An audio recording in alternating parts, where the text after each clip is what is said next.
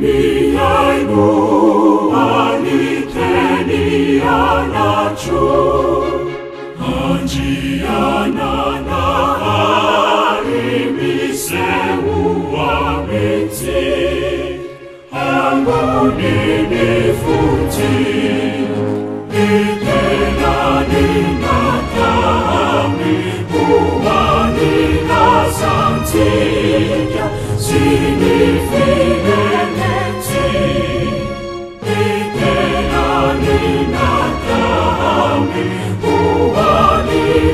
Santia, significanti.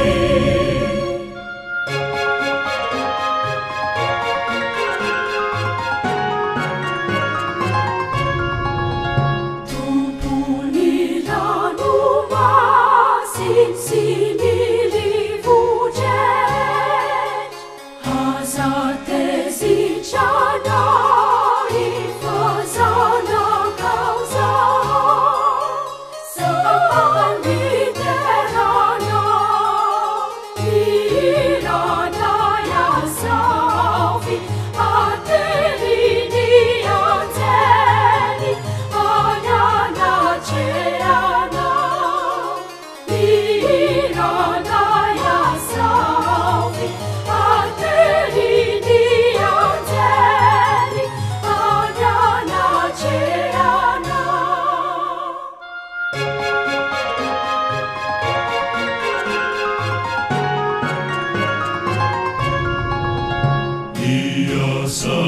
Sanaulitu puakasi cahanai Nuhunila suavana latsanya binai Itani masulai Nisuana taunau Arizanu cirinu Iteni nanacha Nisuana taunau Arizanu cirinu Iteni nanacha